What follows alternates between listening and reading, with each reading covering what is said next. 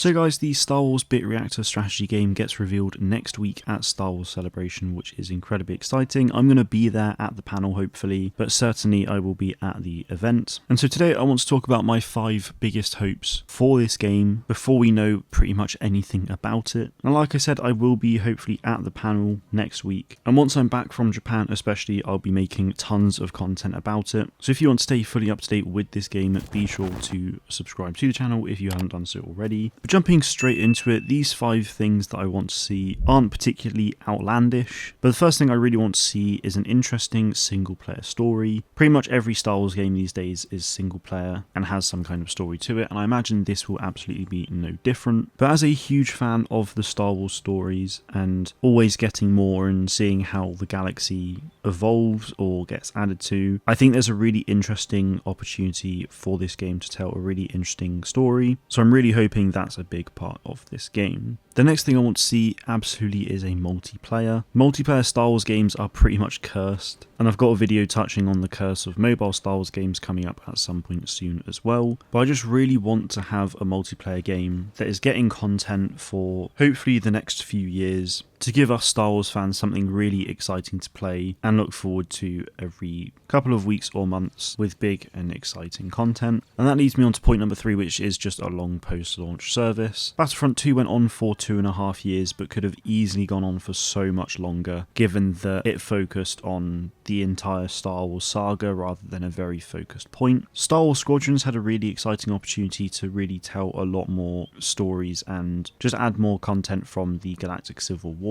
And then Star Wars Hunters had a really big opportunity to be huge and add content from pretty much any species in Star Wars, which is literally thousands, as well as from any of the planets in the universe and so much more. So I'm really hoping that this game from Bit Reactor will allow them to almost focus on the franchise as a whole and therefore receive content based on all of that for hopefully years and years to come. Number 4 is I actually just want the game to be challenging. I don't want a game that's really easy to play, especially from a single player perspective, but even a multiplayer as well. Given it's a turn-based tactics game, it's almost going to be a bit chess-like in a way, which I really enjoy playing myself every now and again. And I don't want this game to just be easy to play just because it's Star Wars and makes it more accessible, especially if Bit Reactor want this game to be a Game of the Year contender. I think it really needs that challenge for people to overcome. But also by making it challenging, it also means that there's more to learn, more to figure out, which from a content perspective as well for me is a really exciting prospect. Finally, if this game's going to be anything like the XCOM series, given that it is being made by XCOM veterans, I'm hoping that at some point there will be a really interesting way to customize characters however it plays, in that you could add different weapons to different types of characters and skill them up in various ways. I was speaking to my good friend Torbis about XCOM the other week, and he was telling me about the skill attribute system in that game, and it's got things like health, mobility, aim, and so on. So I think it would be really interesting if we were able to have a stormtrooper that was actually like